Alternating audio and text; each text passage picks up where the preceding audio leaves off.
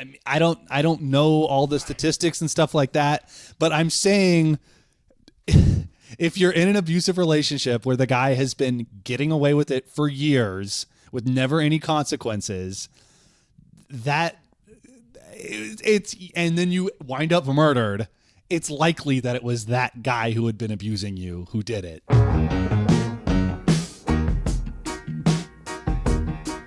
Hello and welcome to Here in LA.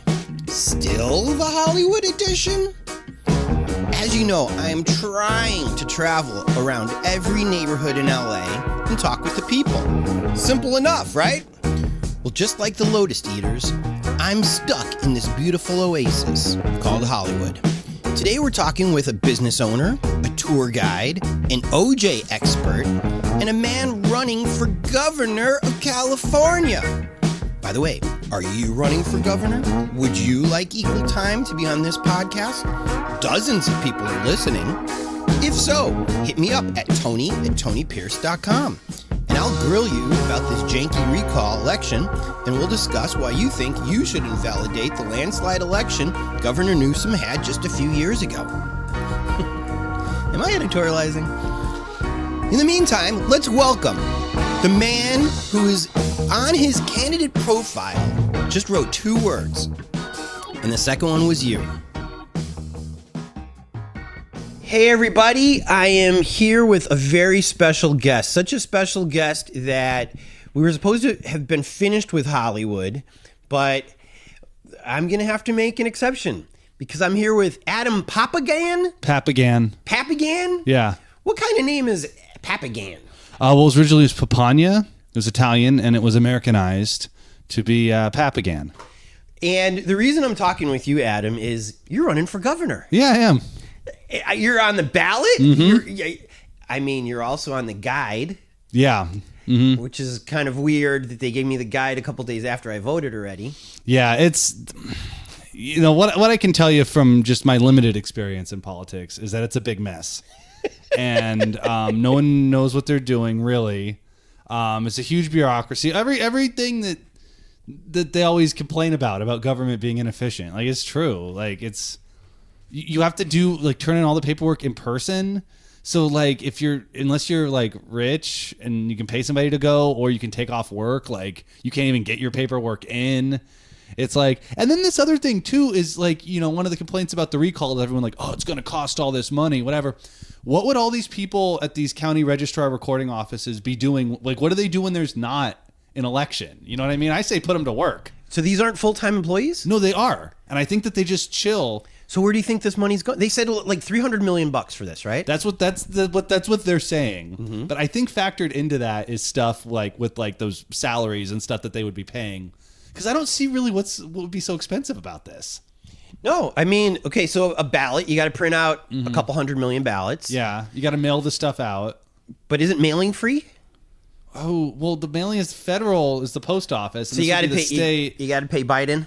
Yeah. Okay, so maybe the mailing's not free. But still, wouldn't you think that the state of California has its own printing press?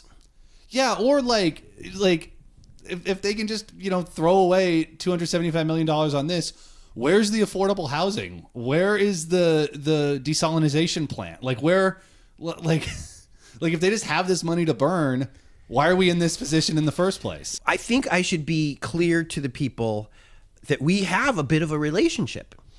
Yeah, I think we first met when you wanted to borrow my OJ Simpson helmet. Yeah, you offered it up, actually. Did you put it out there in the world that you needed it?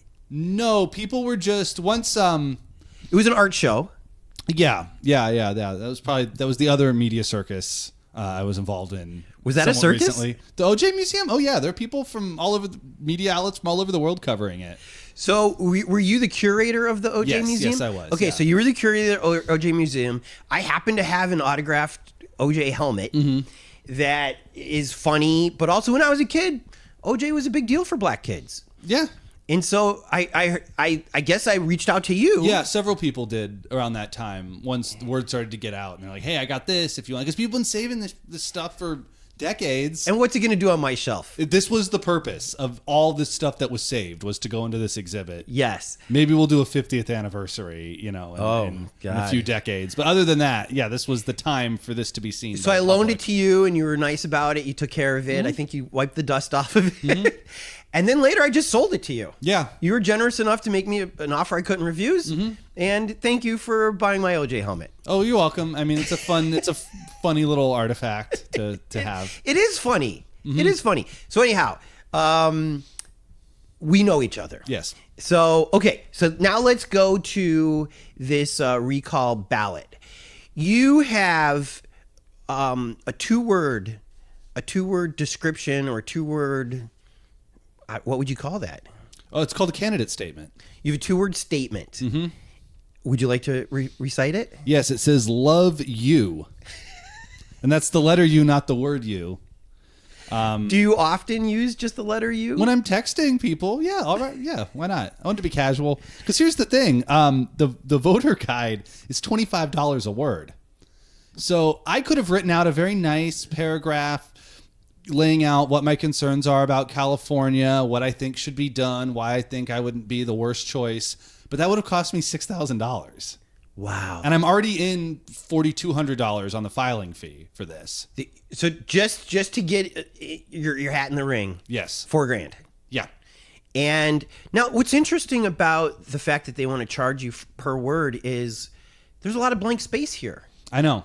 So again, what's the justification for limiting the speech of these people who've paid their $4,000? Well, I was actually thinking, once this is over, I'm gonna hit up some people in the state assembly, and I'm gonna be like, hey, like this is BS. Like, let's get a law or something. Let's get this on the ballot. Now, those people are probably not gonna want to make it easier for people to get on the ballot, so I'm gonna run into some challenges there. Right. But this is actually a cause that I think I might be able to do something about as a candidate. I'll be honest, I'm not crazy about the recall as it is now. I don't think it's fair that a guy can win by millions of votes and end up losing the governorship a couple months later to a guy who never even gets a million votes. I mean, God bless you, and you might win. I'm not going to win. Okay, but if you could win, you're not going to get 4 million votes. The person who... Right. You think that's fair? No, that's the system. But do you think it's fair? As governor, would you change that? No, I wouldn't, because the Secretary of State tried to keep Larry Elder off the ballot. He's their biggest competition, and so they saw competition, and the state came in and limited our choice as voters. Like, that's not right. Now, I don't like Larry Elder. I wish he was not running.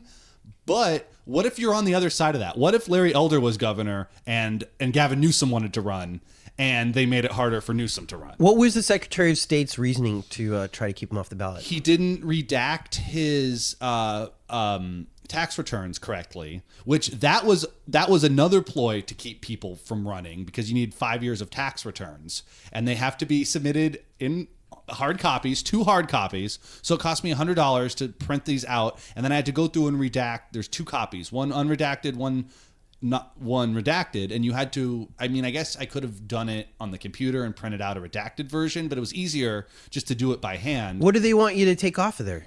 Like your address? Your address, your phone number. Because they don't want to have to do it. But that's the reason you submit the blank copy, or the clean copy, is so if they need to, they have a copy that they can do it with. So do you think the Secretary of State was playing partisan politics? Absolutely. Hello. But if it's the rule, the rule. But Larry Elder was able to sue the Secretary of State, and this tax return rule, which they only put in, since Trump in the last couple of years, the judge ruled that only pertained to a general election, not a recall election. Interesting. Which, I mean, that's our system. You can't be like, oh, I'm voting no. This is not fair, and then support other parts of it. You got to call it out. Okay, all the way around. If I was governor, mm-hmm. And I listened to people like you, mm-hmm. who I would listen to everybody. Mm-hmm. I would say, okay, fine, have your crazy recalls, but then allow the governor to be one of the choices. Well, they are changing it actually in future recall elections. So you're okay with that part? Well, no, because that's not the question. The question is, do you want to recall him? And then if you do, these are your choices. Yeah. And by the way, the Democrats could have run a viable candidate. They could have run an alternative candidate. Mm-hmm. Somebody with some name recognition could have run. I was hoping like a well-known progressive would have thrown their hat into the ring. No one did because they're afraid of crossing the Democratic Party. Because with the last recall election, Cruz Bustamante, the lieutenant governor, broke ranks. He ran not against. He ran. What was his slogan? No on the recall, yes on Bustamante, which just confused everyone. Ruined his career in politics. Yeah. So, I mean, like, this was their strategy this time. They were going to try to galvanize everyone around Gavin Newsom. Maybe it'll work. Maybe it won't. It's a coin flip at this point. Are you saying that you are just learning through this process just how crappy California politics is and election processes are? Or did you always have this suspicion? Well, I always suspected it. But, you know, the best way to learn about something is to become it, right? And so I was like... Because the 2003 recall, when that happened, I was in high school, and I was like, man, I wish I could be a part of this. This is so funny. All the coolest, like, Gary Coleman, Gallagher, Carey, Angeline. I think Todd Bridges ran. No, he didn't. No, he was, I'm getting that confused with, like, celebrity boxing, I think, from the same era. But yeah, politics were different 20 years ago. And this time they made it a lot more difficult to get your name on the ballot. Hence why difficult how? First of all, how many names did you have to get signed? Oh, well, here's some more bullshit for you. Okay. All right. So if you don't want to pay the filing fee, you can get a certain number of signatures and then they'll waive the filing fee. That number is 7,000 signatures. So it's cheaper just to go just pay the filing fee. The time period you have to collect these signatures that go against your filing fee, they're called in lieu of signatures. That they certified the recall, whatever, July 1st. July 2nd, you could go pick up the paperwork, had to be picked up in person at your county registrar. Every county has a different one. So if you're going to be, campaigning in multiple counties, you need different paperwork going to different people. The registrar office was closed the 3rd, the 4th, and the 5th for 4th of July. And then they were due, the 6th by 5 p.m. when they close. Luckily, now this was, and they pretty much confirmed this at the registrar recorder. They're like, this is pretty shady. Like, they're doing this to, like, prevent people from, like, they're not even going to know about this. Because then if you miss the day on the 2nd to pick up the paperwork, you only have the 6th to get it picked up, get your 65 signatures, and get them. You need a minimum of 65 signatures. So I ended up getting like 80 something, and then they prorate it against the filing fee, so they're worth like 40 cents a piece. It's like it's an insult, honestly. But I was able to do it, and what they weren't counting on was all of the 4th of July parties that I was able to hit up. And I would get 10 signatures here. I drove around all day though. That week, both days that weekend, had to take off work, but meeting with friends and supporters, and it was a good thing. Like, if you're not willing to pound the pavement, you probably aren't qualified to be governor. If you're like not willing to actually talk to people who are like want to know stuff. No, granted, these are all people who are already like want to hear what I have to say and supporting this. But yeah, no, it was 65 signatures and then the filing fee, and then there's a lot of paperwork. Originally, I was gonna try to do it a little more serious and open a campaign bank account and try to raise money. But then once you put, since it was 90 days before the election, once you put more than I think it's $500, $100, more than $100 into this account, you're supposed to report it to the Fair Political Practices Commission within 24 hours. And I didn't do that, so I'd have to open another account. And then there's like all this paperwork, Form 460, that you have to do all this accounting, which is good because, politicians basically use these political committees as their own little kind of piggy bank. I'll talk about more about that in a second. So I decided just to spend less than $2,000. Filing fee doesn't count, but I decided to spend less than $2,000 just to cut down on the amount of paperwork I would have to do. So maybe this is one reason that political parties thrive.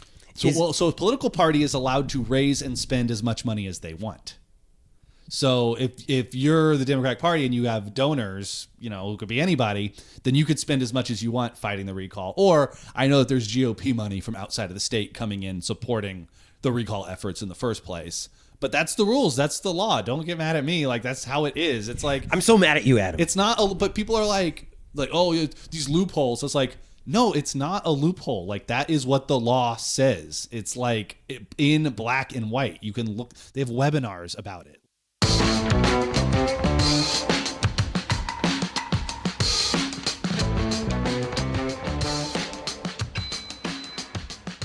Okay, where'd you grow up? Here in West LA.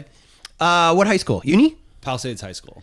Pally High. Mm-hmm. Did you have to take a long commute to get out there? Yeah, I would walk up to Westwood. I'd take the number 2 bus down Sunset Boulevard. So, and then I'd, after school sometimes, I'd take the bus further down Sunset to Amoeba, buy records, Clash Records, Dead Kennedys Records, Phil Oakes Records. You're that young that you were going to Amoeba Records in high school? Yeah. How old are you? I'm 33. Okay. This was an amazing era, though, the mid-2000s for record collecting. That's when iPods came out, and everyone was like, oh, records, I don't need this anymore. And everyone got rid of their record collections, and records were... Literally, Amoeba had boxes of free records, Beatles records, Stones records, like, good stuff, like the best music ever made, for free. You could just have it. So I had... in high school, I had hundreds and hundreds of records, and I had, like, an inbox, kind of. I'd get more, and I wouldn't re-listen to anything until I'd knock out one of these other things. Would you record them to put them on your iPod? I had music on my iPod as well. Like, I would download and stuff like that. But the records were more just like it almost wasn't even like for enjoyment. It was just for like, okay, I need to know what this is. Like, I need to hear this record. I need to know about this. What radio station were you listening to? Indie 103.1. That was such a great one. Yeah, it was good. Were you listening to Jonesy's Jukebox? Oh, yeah, of course. Was Rollins on Indie? Maybe originally, and then he's on KCRW now. Right. Yeah. I don't really like his taste in music, though. It's too eccentric for you? Yeah, it's too. I mean, I like just regular music. You know what I mean? Like K-Surf was the best radio station in LA. R.I.P. K-Surf? There's an AM station. It just went off the air a couple years ago. About a year ago. Why does it? Maybe because it's AM. I just blew it off. It was oldies. Oldies are new again. Just straight up oldies. Like true oldies, like 50s, 60s, and 70s, yeah. Oh, K-Earth. No, K-Surf. K-Surf. Yes. So it's like what K-Earth used to be. Yeah. Because I've recently heard K-Earth, and it's playing like 80s and 90s music. Yeah, when Michael Jackson died, they started playing Michael Jackson, and then that kind of shifted the format. Well, it made me feel incredibly old to think that 80s and 90s music is oldies, you know. I want Bill Haley in the Comets. I want, oldies Buddy Holly. Goodies. Right, right. Okay, so you were listening to AM radio, getting vinyl for free, riding the number 2 bus. Yeah. Did you like going to Pally High? Yes. What? You seem excited about that. Well, I never thought about it if I liked it or not because I didn't have a choice, right? Well, most people don't like their high school. No, this high school was not like a high school from TV where there's like bullies and stuff. It was by the beach. Everybody chilled with everybody. Like, the most popular kids in our high school were, like, in the drama department. It's L.A., you know what I mean? Were you in drama as well? No. What were you into? No. Were you in any club, sports? No. None of that? No. Were you shy? No. You just didn't want to do any of that? I'm not a joiner. Were you good at school? I was good enough. I knew I was going to go to junior college anyway first to kind of see if I liked it. You knew that early on? Yeah. What junior college did you go to? Santa Monica College. Isn't that a great school? Yeah. I went there too. Yeah, it's a good school. I went there, and this is something I would love the governor to take a look at. I went there in 1984. It was $5 a unit until you got to $50, and then they put a cap on it. Wow. So I would take all of my required courses because I was on maybe the same track that you were. If you do X, Y, and Z, then you can go to a UC. And so I took my required classes every quarter, and that added up to like $50. But then I also took guitar lessons, tennis, cinema, which were all like 1 and 2 unit courses, basically for free. Yeah. And I got to tell you, as a 19-year-old, 18-year-old, that was a far better experience for me educationally than anything I could have ever imagined. And anything better than when I went to UC Santa Barbara, because it was a truly diverse set of classes I was taking. And the argument back then was, if a family raises a kid named Adam in the West Side for 18 years, they have paid in enough to the state that junior college should be basically free. $50 to me is free. Yeah. I paid more for parking at SMC than I did for tuition, which kind of makes sense. I think it forces people to reconsider driving to school and all that stuff, and maybe using the bus system, which, by the way, the Big Blue Bus, fantastic. Mm-hmm. What do you think about that? I mean, it's kind of a Bernie Sanders AOC kind of a thing, but should it be that if you pay into your state for 18 years, you really shouldn't have to pay for a state school? Well, I'll tell you what, because I don't like the notion that everyone should just go to school and that's the answer. And if you go to school, you'll get a good job. Because obviously that's not the case. I mean, look at me. What do you mean, look at you? I can't get a job. Where am I going to get a job? But you have your own company. Yeah, I know. Well, that's what you have to. If you don't want to be a wage slave, you have to start your own company. Because any wage you get paid, your employer is getting more value out of you than the wage that they're paying. Otherwise, it wouldn't make sense for them to pay you the money. So just to keep some self-respect, and I gotta be an entrepreneur and do my own thing. But I don't like the notion that just go to college. That's your problem. You haven't gone to enough college. That's why you can't afford that house. You didn't go to college. So I tell you what, there shouldn't be is people going into debt, tens of thousands of dollars that they're never able to get out of, just to go to college because they've been sold. Like any institution, colleges are like, oh, the government is gonna subsidize this. Yeah, it's $40,000 a year now. Sorry, that's just, Which, when I was in college, when I was at UCLA, I remember very distinctly sitting in some class and I was just like, why is this so expensive? You can go see 5 bands for $10 that they traveled here from the East Coast, and why don't they just sell drinks at college? Wouldn't that cover the thing? Why? This is just a room. This is just event space. Why does this cost? You don't even get food for free. You're just some guy or gal talking. Why is it so expensive? It's inflated. The costs are inflated. So, yeah, it should be free, of course, but it shouldn't. It's one of those things where it's systemically, it's a bad. We've been sold a bill of goods.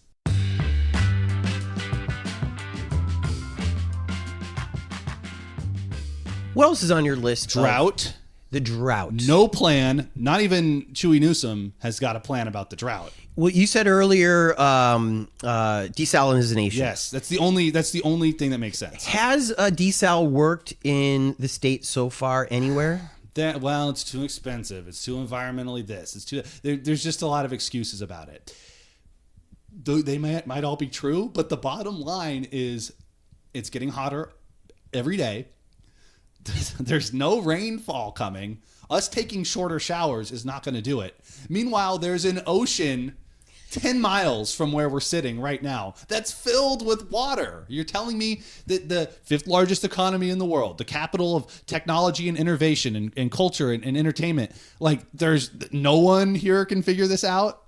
No one at UCLA, no one at Cal Poly, no one at MIT. We can't farm out some of this to Michigan or Massachusetts, see what they're doing. When I was in college in Santa Barbara, there was a giant drought, and they built a desal place there because Santa Barbara had the money for it. And as soon as it was built, it rained like crazy for a couple of years, and they didn't seem to need it. I feel like they've turned it on a few times since then. Some of the wealthier cities in California, coastal cities, have been doing it, but that's the answer, guys. And so the critics say that it's bad for the environment to turn it on because it needs energy to work. Yeah, but everything needs energy. So then get greener energy. I'm not saying that this is going to be easy, but I'm telling you what needs to be done. Somebody was hassling me on Twitter. They were like, you need numbers, you need budgets. And I was like, look, if your roof is leaking and you call the roofer, yeah, he could explain to you he's going to use tar and he's going to get a new shingle. But the bottom line is he's going to go, there's a hole in your roof and this is what it's going to cost to fix it. And if you don't fix it, there's just going to be a hole in your roof forever. And then all your stuff is going to get ruined. Should we give up on almonds? Yeah. That's actually something I've thought for a long time. What about cows? There's probably more efficient places with more water where we could be growing rice. We should not be growing rice in California. I didn't know we did. Yeah, it's not. It also depends on what's going to be profitable for the farmers and stuff. Right. But rice, it's got to sit in a thing of water. That's how they grow it. Because also too, because agriculture uses a lot more water than my morning shower. And also I need to shower so I can smell good, so I can interact with people and people want to talk to me and I can get these ideas out there or whatever. Crazy idea. Yeah. So, yeah, I mean, I think that we definitely can be doing agriculture a lot more efficiently. And yeah, that's going to mean factory farms, and that's going to mean, you know, big agricultures, but like, that's how you feed millions and millions of people. Farm to table is great. Yeah. The food tastes better. It's more better for the environment. It's more humane on the animals and stuff, but that's not how you feed millions and millions of people who, by the way, have less money in their pockets than ever. More of their money is going to healthcare and housing and transportation, all these other things. So, you know, if you can get a foot-long sandwich for $5, like, you got to do it. You got to make something cheaper. What else is on your list? Political transparency, political literacy, teaching people about how messed up the political system is. That's something I actually maybe can make a difference on. So what kind of transparency are you talking about? I mean, I would like a candidate who, and this goes beyond just like the financial stuff. What I think really lost, going back to 2016, I don't want to get into all Trump and stuff, but what really lost it for Hillary Clinton is she couldn't just be like, guys, I get it. I'm a mom. I want to make things better. It was all just these talking points and just misdirection, and everyone felt like they were being lied to all the time. And so when Trump comes on and he's like, yeah, I don't care about anyone, everyone's like, oh, he's telling the truth, actually. That's refreshing. He really doesn't care. That's pretty cool. Not that he doesn't care, but that he's at least being honest with us. About that. Yeah, but then he gets, because I don't think he thought he was going to win. And then so he gets... But neither did Hillary. Right. Which is probably why Hillary took the tack that she did. Right, exactly. And then once you get chewed up by the political system and it's like, oh, I have to find someone I appeal to so I can keep this money coming in and I can keep all these favors I've promised to people. I need to keep that going. And then you get him like supporting Proud Boys, and it's, you know, it's bad. It's bad. This is a bad way to do it. We saw what happened when people are forced to lie to stay into politics. And this is what happened. So is the simple solution then that corporations are not people? They should not be allowed to donate money, and people should have a cap on how much money that they donate. Is it that easy? There needs to be rank choice voting, which, by the way, that's just going to become how it is. So anybody fighting this, seems like everywhere they try it, they like it, and it actually brings some excitement to the race. I think they still do that for the Oscars for Best Picture. Oh, do they? I think so. I had never heard of it, the process, even until relatively recently, last couple years. When we're having all these situations where people are forced to choose between two candidates that they hate. So spell it out to people who aren't familiar. Okay, so rank choice voting is you get to pick a first choice, a second choice, and a third choice. And then so they tally up all the first choices, and then they have a running, and then they tally up all the second choices, and then it can change. So that way, if you are like, well, you know, I don't really like Gavin Newsom, but I don't want Larry Elder to be the governor, so I better vote for Kevin Papagan because he's a Democrat, and a Republican would be horrible. You know, whatever. You could be like, well, you know, I don't want Larry Elder, but I actually like this Adam guy, but he's probably not totally qualified. He's a little young. He's got some good ideas, but I'll put him as my second choice. First choice would be no. Second choice would be Adam. Third choice would be Dan Kapelovitz, whatever. Angeline's not even in your imaginary list.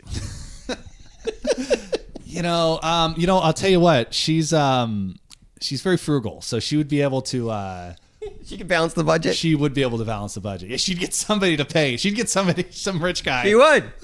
She'd get some old man in Ventura to like foot the bill for the whole thing. So actually, yeah. The horny old men constituency. Yeah, there you go. Thank you. I would actually appoint, if I was governor, I'd give Angeline something. So something public facing. But basically in this rank thing, if you got enough second place, fuck it, votes, you might win. Right. If there wasn't a strong number one leader, which usually there isn't now, it's just like, because like a Democrat is just set up to win in California. That's in a regular general election. General election, yeah. Which I guess your argument would be that these recalls are more fair because the state is so blue. Yes, because we basically have a one-party state here, which is not working because everything's so expensive and like there's homeless people everywhere and there's droughts and fires and like you cannot tell me that California is working. You cannot tell me that. You can tell me that Larry Elder is bad. You can tell me that maybe Gavin Newsom got dealt a bad hand. That's politics, but whatever. But you can't tell me that California is awesome and everything's going really well here. And we're the most Democratic state. We're the leading state. If this is all Democrats have to offer for this next generation, no opportunity, no choice, no options, what does that spell out for the rest of the country and the rest of the world? Let me play devil's advocate for just a second. Yeah. As long as you've been alive, there's been more Republican leaders of California. Duke Majan was Republican. Okay. From 83 to 91. Oh, wow. It was Reagan, then Jerry Brown. Jerry Brown was Governor Moonbeam. Moonbeam, his second term was from 75 to 83. So there was a Democrat while you were being conceived, maybe. Duke Majan from 83 to 91, Republican. Okay. Pete Wilson, definitely Republican. Yeah. 91 to 99. Gray Davis. Yeah. 99 to 03, so very short term. Then Anand from 2003 to 2011. Then Jerry Brown, and then Newsom. So my point is that it's been about half and half. I think with years, though. Well, California used to be very solidly, reliably Republican. What made it change?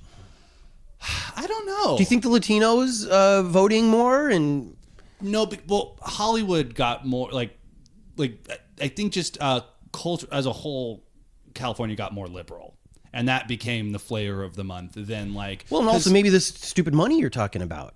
Yeah, well, if Hollywood plus tech is liberal, then that's where the money is, and so that's how you have to go to.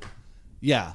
And maybe not enough outside the state GOP money has come in to fight it? I think they just figure it's a lost cause here. Because the only way a Republican would ever win statewide office again in California is in a recall situation like this. That's how Arnold got in. But again, don't you think that that's unfair? Because you're preying on the fact that people are super lazy in recall elections and don't go out to vote. Don't you want the average person in the state to be represented? Well, they can sign the recall petition if they want to, and they get a vote, and they actually get 2 votes. They get yes or no, and they get their backup thing. And you're making it sound like the only options in a recall are a Democrat incumbent and a Republican challenger. A Democrat could run in this recall. A socialist could run in this recall. No one's stopping them from running. What I'm saying is, why should a Californian have to vote twice for their original person to remain governor? Look, that's just the way it is. But I'm asking, do you think that that's fair? I do. I think that having an escape plan is a good thing to have. An eject button. Absolutely. Yes, I think it's a necessary thing to have. Absolutely. And if the voters are going to decide if it's fair or not. That's the thing, is it's not like, 100 people get to decide all this, which actually is in Sacramento. That's not fair that such a few amount of people actually get to make these decisions. What's the solution to that? We need to just have a wider variety of candidates, which could lead to instability. But I think if just more regular people were allowed to run, not make it easier politicians. Make it easier for regular people. Yes, then you would get some, and ranked choice voting makes them more competitive. Then you would get some, because I would say the strongest reason that you should vote for me, if whatever, would be that I don't have a bunch of ties to big money and politics. I don't own anybody favors. I would really be trying to prove something by fixing all of these problems. My responsibility is to the people. I haven't been corrupted by the political machine yet. You know, I interviewed Nithya and the David Rue, who they're running against each other. Yeah.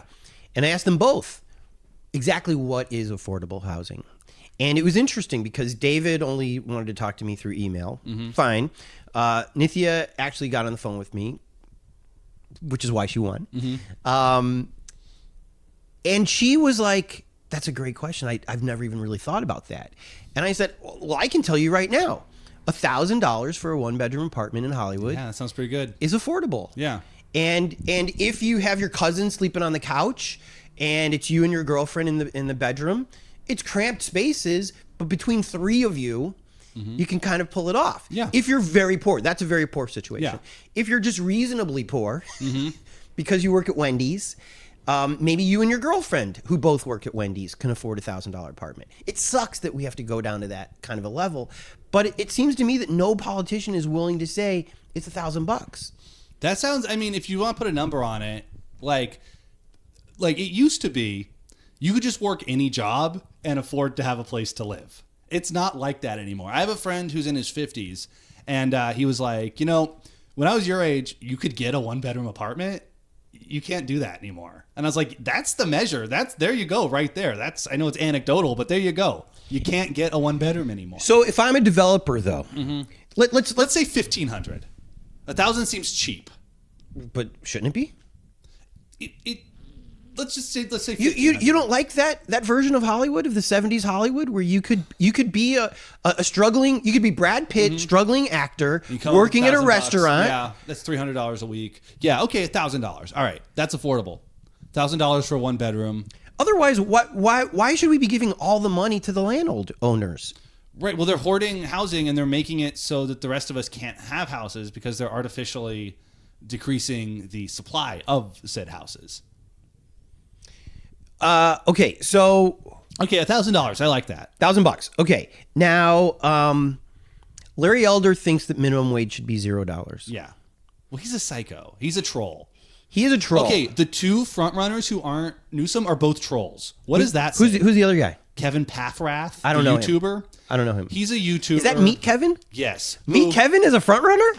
For Democrats, yeah, dude. I know people who are like dyed-in-the-wool Democrats. Is he really a Democrat, though? No, he's not. He's lying to everyone, but people are so afraid a Republican's going to win. By the way, let's get a little reality check in here. There's another election next year. There's a general election. So anyone who wins the recall is going to have to hang on really hard. So Governor Adam would only be able to be governor for a year? Well, I'd have to run again next year. And there's going to be a lot more serious competition next year when the Democratic Party is unbridled and able to go on. I guess I'm so narrow-minded and tunnel vision, I didn't realize this is only for 1 year. It's only for 1 year. So this is a waste of money. And the governor in California really doesn't have a lot of direct power. The governor mainly just appoints bureaucrats, which is a problem because they can appoint all their cronies and all that kind of stuff. The state legislator can pass their own budget. They can issue emergency orders. They can rescind emergency orders, which is what Arnold tried to do as a Republican. He's like, hey, I'm a movie star. Let me try to talk to these people, and maybe I can convince them that we should do some other stuff. And it worked. And then, but when he left office, I think he had like a 13% approval rating or something like that. So what's the worst that Larry Elder could do? That's what I'm saying. Well, for the culture war, it's really going to enrage people. But this is the scenario I would like to see. Newsom is crooked. Like, I really don't know how to, like, I don't know how to vote on this because I don't want Larry Elder to be the governor, but also, like, I can't in good conscience, knowing all I know and putting my name on the ballot, like, I got to vote yes because I don't think he should be the governor. I think he's a crooked person and we should get him out if we can. But here's the thing. We have a Republican governor, really can't do that much damage. Next year, we can have a much wider field of candidates, and there'll be a knee-jerk reaction to this ultra-conservative governor. We might get a decent progressive in office, and then we can get them through, rather than being stuck with Newsom for another 4 years, because as the incumbent, no one's going to, if they didn't challenge him in this, when it's easy pickings, they're not going to challenge him then. Then we're stuck with him for another 4 years, and the country gets even worse, and the state gets even worse, and then maybe after it's even worse, we have somebody like how Jerry Brown had to do, come back to just get us back to how things were 20 years prior. You don't think that Newsom is looked at as a martyr if he loses this recall and becomes even more powerful? No, I think he's toast, because why would you want to give money to a loser? Again, I don't know anything about giving money to politicians. Yeah, I wouldn't. But wouldn't Hollywood think, oh no, he's not a loser. He got screwed by this weird system. He didn't do anything wrong. So what, he's going to run again next year? Of course. And then it's like the big comeback story. But then if he loses that, then he really is toast. How's he going to lose? He won by 3 million votes. Because he won against a Republican. But he's going to be running against a Republican next time. Not in the lead up, not in the right. Not in the primaries. But who's going to run against him? I don't know. That's the problem. It's his. I don't think he's going to lose. I mean, I don't think he's Karen Bass. You know, I don't know. I don't think he's going to lose unless who's that interesting congresswoman from Irvine. Oh, why can't Katie Porter? Right. She could be governor easy. Yeah. Villaraigosa, I know he wants to run again. Come on. Yeah. Yeah, but I'm saying like he of course he wants to be. He wants to. I mean, maybe Garcetti can come back from India and everybody will forget he's who he very is. unpopular too.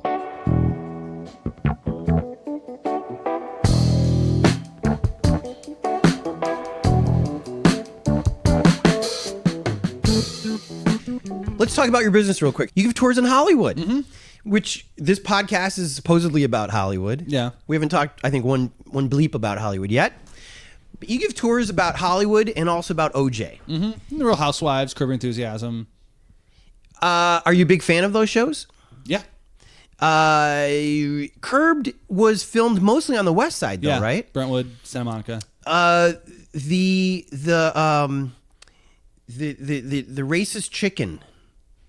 The Palestinian Chicken. Was Westwood Boulevard, Sunan, right? Yeah, on Westwood and Santa Monica. Yeah. Used to be Earth, Wind, and Flower. Yes, it did. They still have a location on Wilshire. Is it good pizza? I've never had their No, pizza. no. It's bad pizza. I got a stomachache last time I ate there. Did he film any of it in Hollywood? No. I saw actually at the Palladium over the summer, they had crew parking for Curb Your Enthusiasm. I saw one of those yellow signs. So maybe in the upcoming season? In the upcoming season, you might see a little bit of Hollywood. Have you gotten to meet Mr. David? I met him in like 2004 when I was a kid. I saw him at the bowling alley in Santa Monica. On Pico? Yeah. I love that bowling alley. Yeah, it's closed now.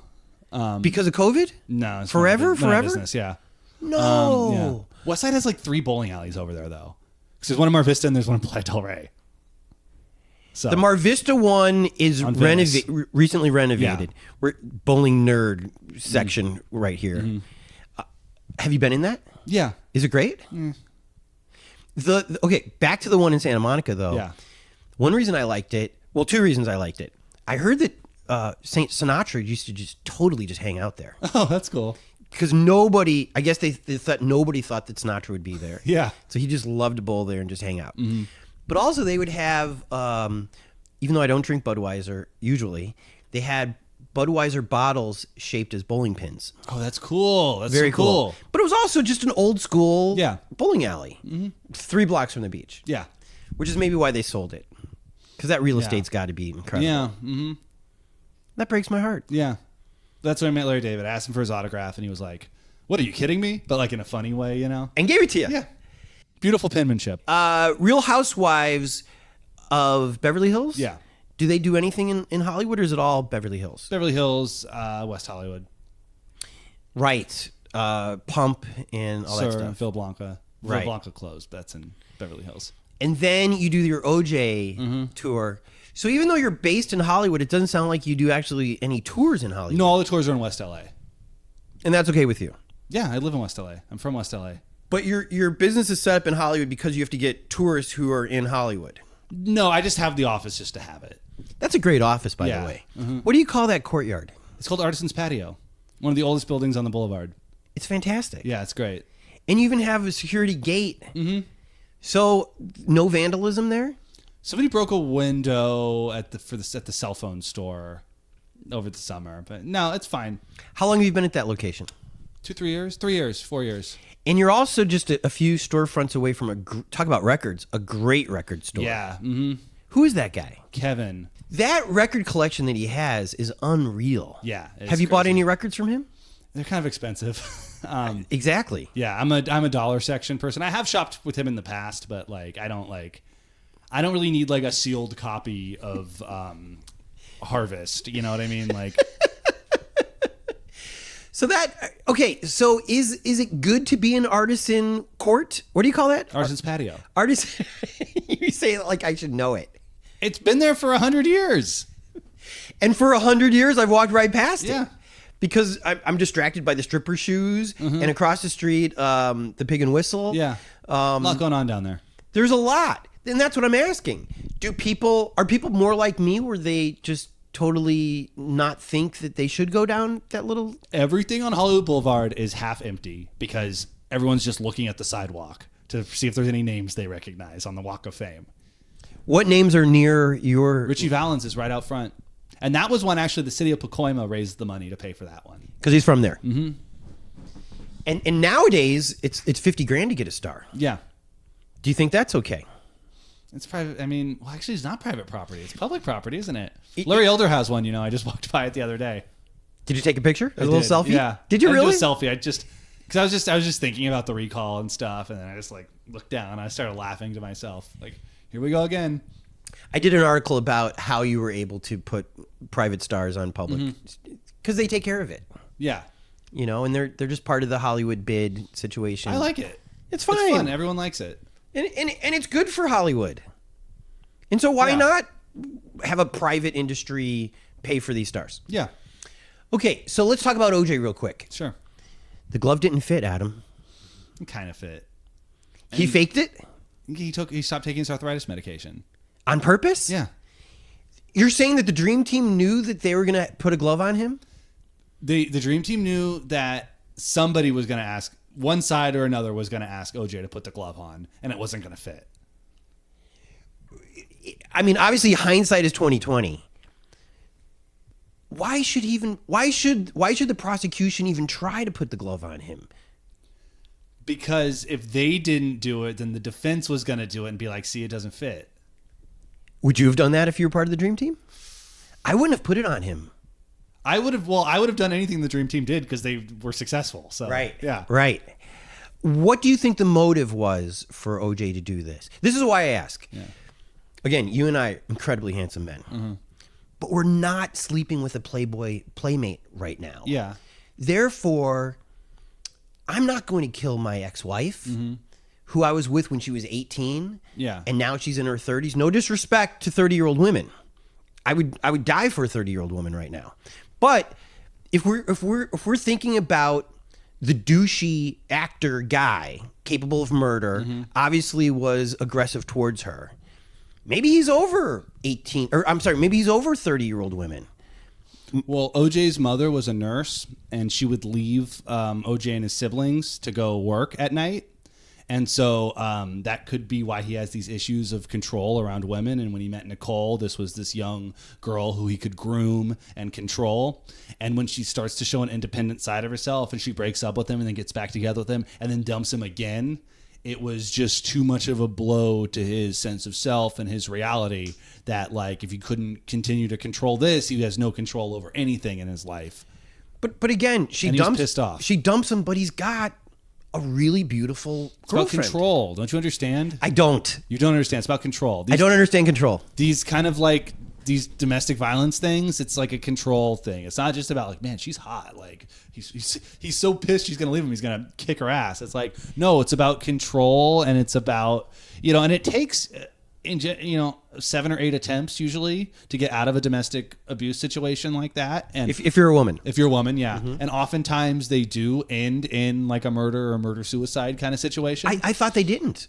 I thought I thought it was violent, but it rarely ended in murder. In the If I Did It special, I believe Chris Darden says that murder-suicide is the same thing happened to Phil Hartman 2 years after this. He was the victim. Yeah. In a murder-suicide. Right.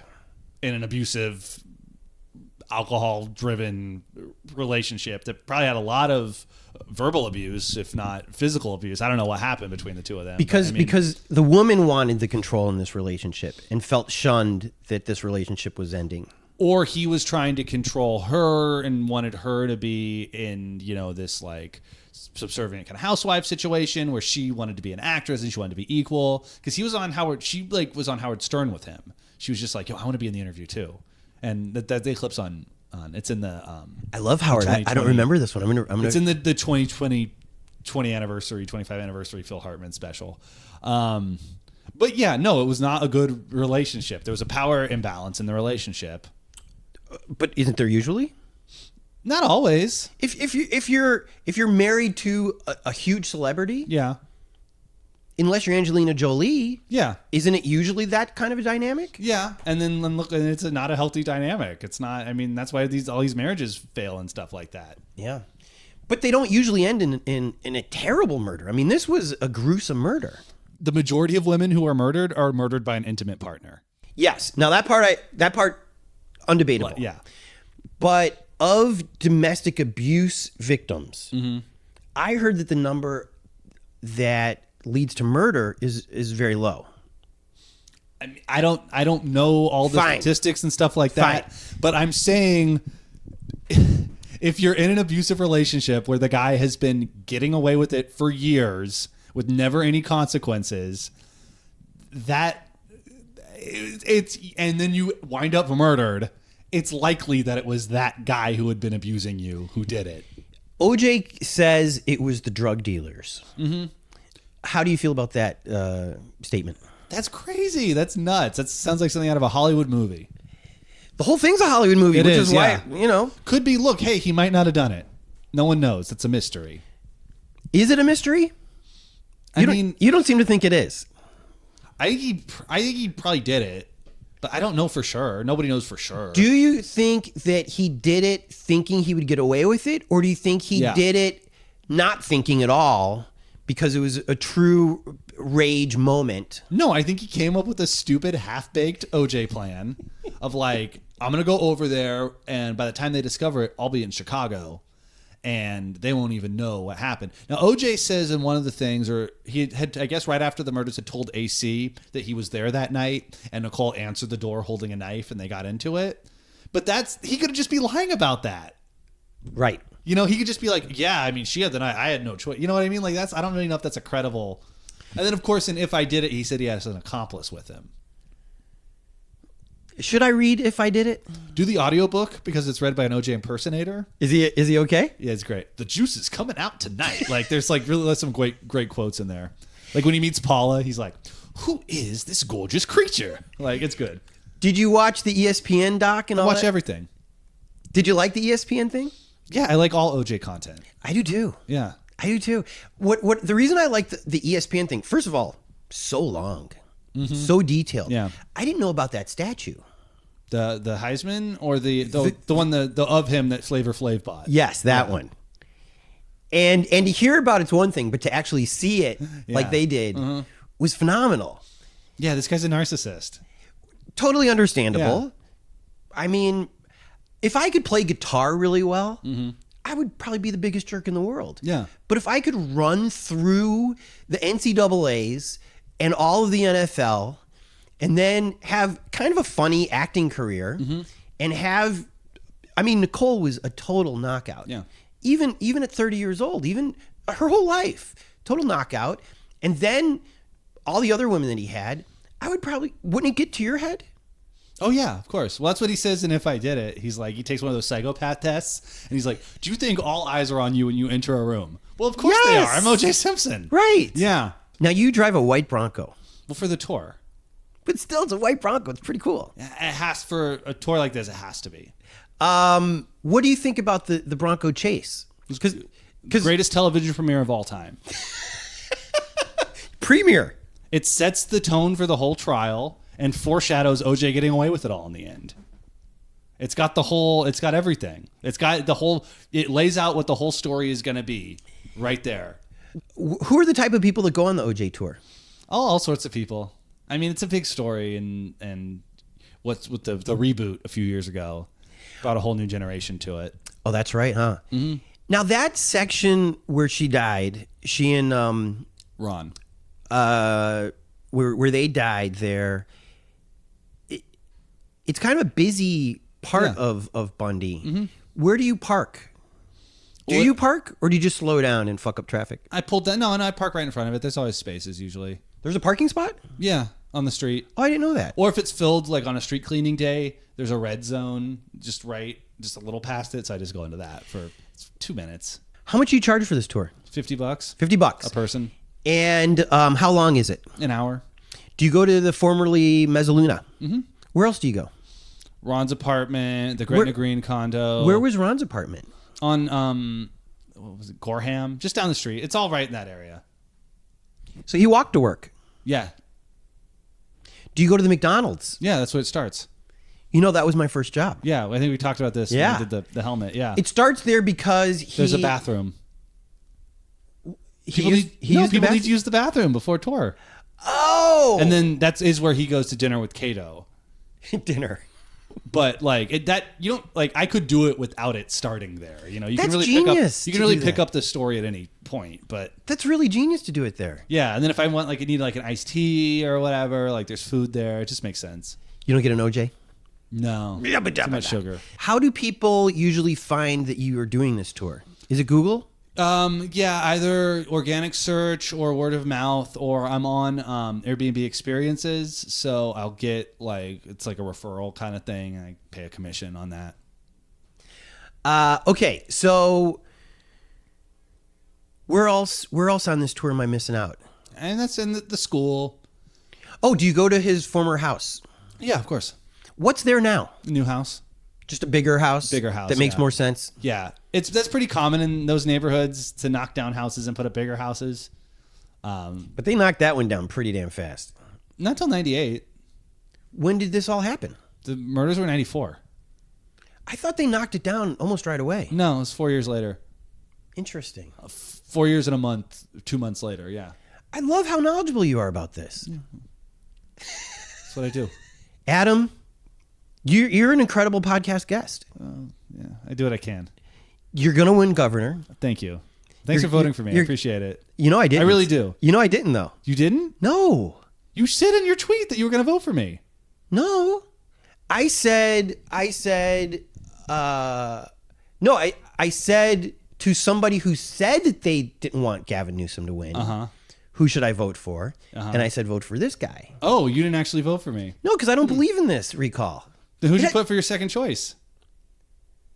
Oh, wait, I guess I did vote for you. See, this is why we're in trouble, California. This is why we're in trouble. I would say this. I didn't even realize that I'd voted for you, but I did. It's two questions. But they're the wrong questions. Nobody gets it.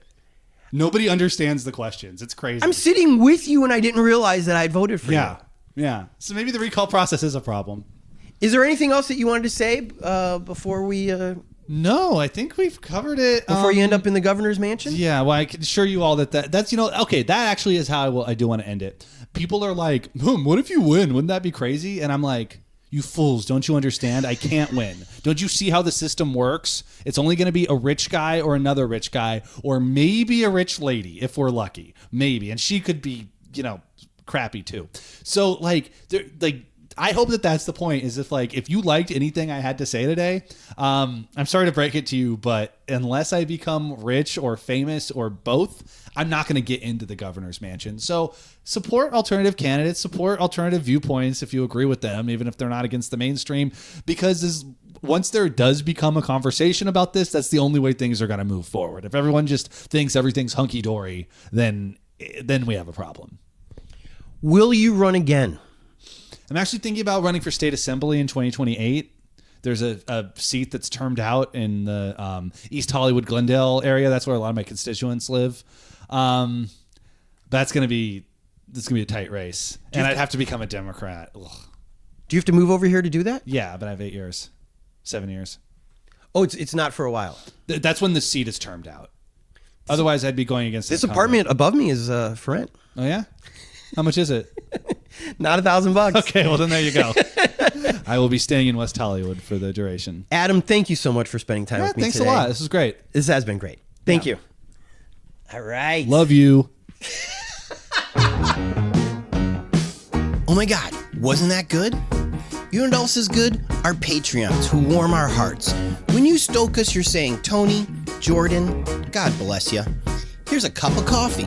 Here's an Uber ride. Here's a month of hosting your pod on a website. Every dollar that you flow goes right back into what you're hearing now and helps us keep this insane thing rolling. Shout out to our Patreons, Nancy Rommelman, Allie Miller, Sean Atlow, Matt Mills, Sean Wallace, Greg and Molly, Emilio, Jamie Taylor, and George Wright. Why Want to hear your name at the end of next week's show? Go to patreon.com/hereinla and give till it hurts. By the way, we're starting a new thing. You've heard of angel investors. Those are people who give in early to stoke a new venture. This is a new venture. We're going to call our angel investors Angelinos. To be an Angelino, all you have to do is PayPal us $25 or more, and we will list you on the Here in LA website forever. We also might give you shout-outs on this podcast, too, if Jordan allows it. You will also be giving a number to denote how early you got in to make this dream come alive. For example, Angelino number 1 is Allie Miller. So, just PayPal your hard-earned cash to busblog@gmail.com, and you too will be an Angelino. Here in LA is produced by myself, Tony Pierce, and the spiritual gangsta, Jordan Katz. Editing, mixing, and music supervision by Jordan Katz. Songs by Orgone and Jordan Katz. We usually put out new episodes whenever Jordan thinks it's reasonable. And when we do, we have a corresponding blog post that goes with each interview and can be found at hereinla.com. If you haven't been, I'm a little upset because I spent a lot of time on it. Special thanks to Cindy for creating the logo, Jen Adams for inspiring me to do this in Kim and Oz's backyard, Jordan for his incredibly great advice, and the Cubs for breaking my heart and giving me time to spend it on this. Don't forget to vote!